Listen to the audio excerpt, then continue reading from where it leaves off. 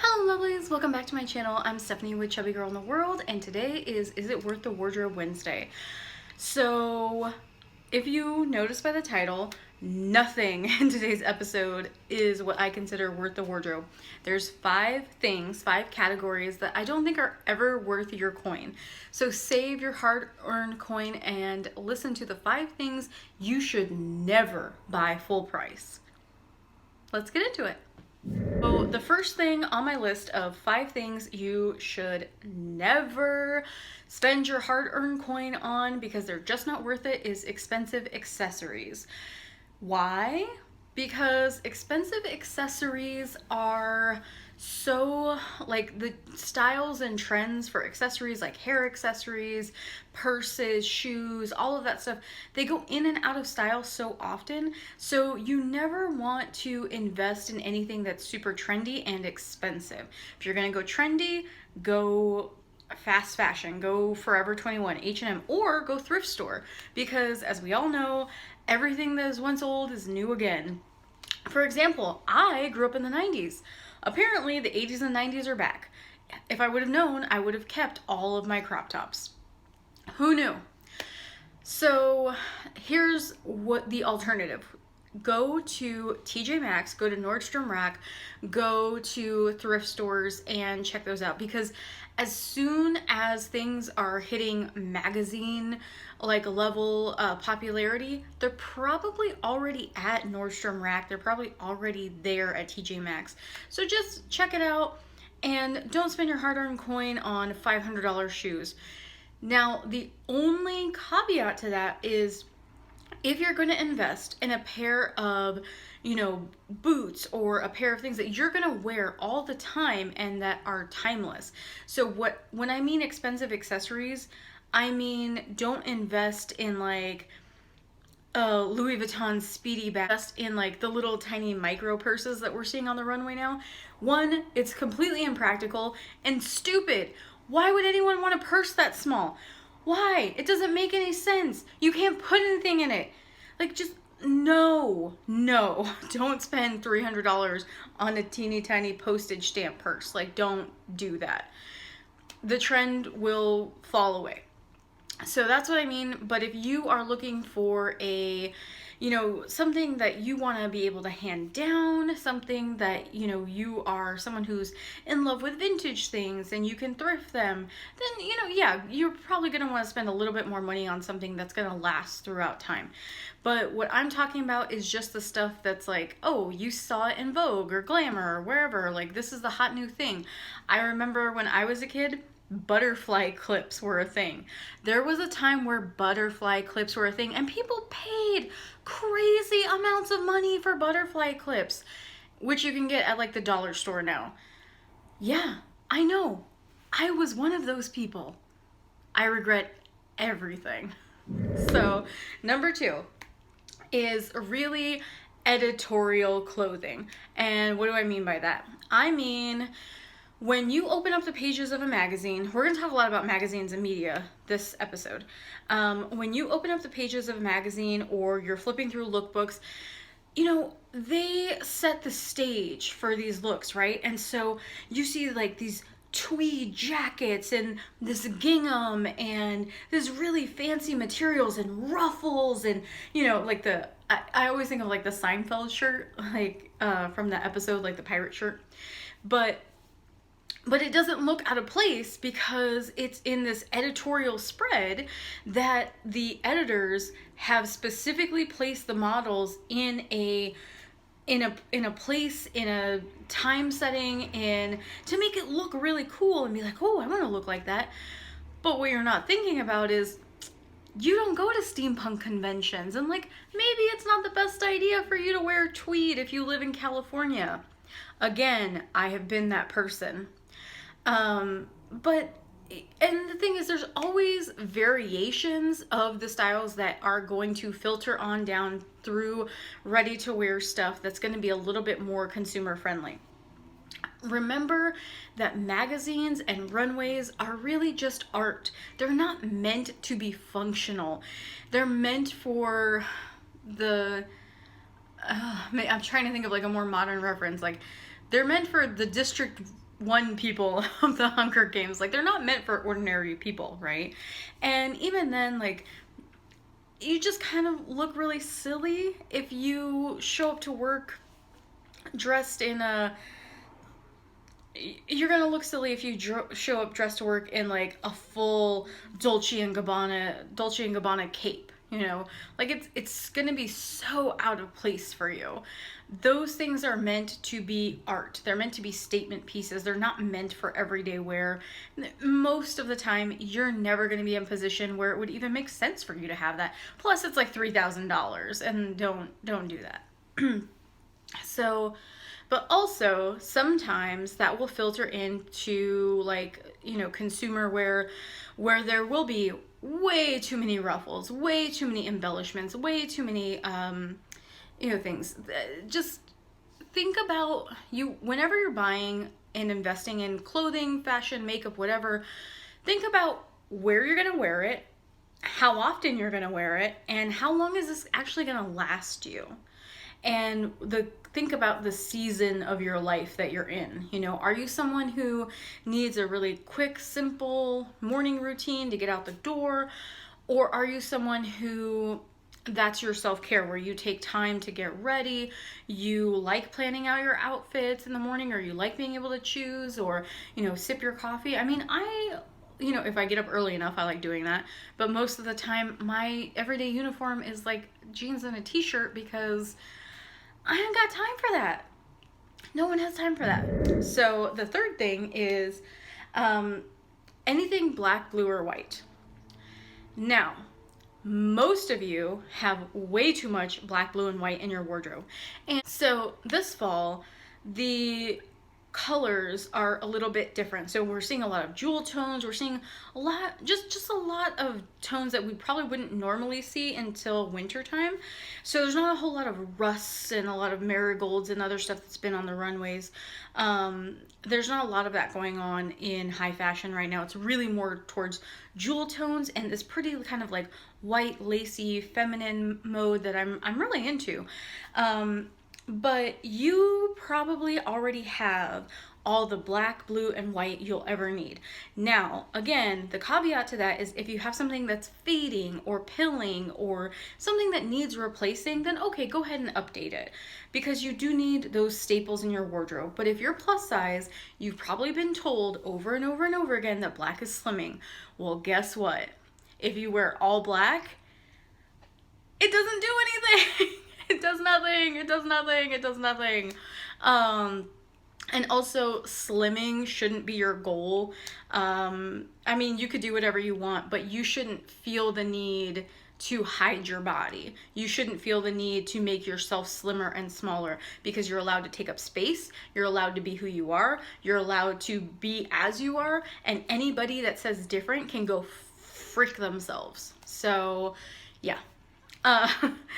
So just when you're shopping, it's really easy to find that happy place between, okay, well, this is too editorial, but this is really staple, and I want something in between. It's really hard as a plus size person to find that, like, ooh, this is interesting. Ooh, this is this. And a way to really figure out and to play with fashion is to go and play with the accessories, and maybe, like, you know, you have a bib necklace or like a hardware necklace, or you make a look, you know, more punk by having you know, studs and stuff like that. But that's the reason not to buy expensive accessories, because really accessories are meant for experimentation and kind of elevating a look or like transforming a look. They're not meant to they're not meant to be holders of value. You know, it's different if you're giving someone a gift. Like, every birthday and Christmas, my husband gives me jewelry and I love it and I think it's so wonderful. He got me an entire set of like pearl earrings and bracelet and a necklace, because I didn't have any of those things, and those are things I'm going to pass down. And so that's a little bit different, but that's a once in a while thing. Like, I don't go to Shane Company and buy pearls every week, you know what I mean? So you shouldn't either. I mean, maybe you can if you roll like that. more power to you, girl. But, or guy, or toaster, as Teresa is Dead says. I don't know how you identify, however you identify. But the fourth thing is sale clothing that doesn't fit. How many times have you been at Nordstrom Rack or Target or wherever and you see 75% off, 85% off, and the thing that you really, really want is either one size too big or one size too small, and you buy it anyway? Raise your hand if you've done that. I've done it. Jazz hands. I've done it more than once, so I'll put up both hands. It never works. It never works. It's never motivating. It's always a sense of shame in your closet. If you experience shame for that, which I do, I always feel really, really bad when there's something in my closet and I never wear it because I don't like the way it looks on me. And yeah, don't do that. Just don't do it. Avoid it like the plague. Buy clothes that fit you. Buy clothes for who you are now, where you are now. Don't buy clothes for 6 months from you now. Don't buy clothes for a year from you now. No. You are a beautiful, wonderful little cupcake just the way you are. Please, please, please be good to yourself and do not do this, because all it's going to do is make you really frustrated and sad, and it's going to kind of ruin the whole experience. And fashion should be fun. The first thing is that fashion should be fun. Fashion is sometimes a political statement, but it shouldn't be that deep. You existing as a person is not a political statement. You taking up space is not a political statement. It is to some people, but guess what? You're a person. You're here. You are allowed to be the size that you are. Even if you want to change it, just make sure that it's you wanting to change that, and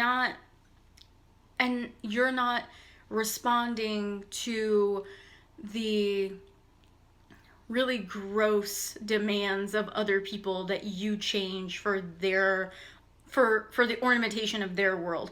You're not an ornament in someone else's world.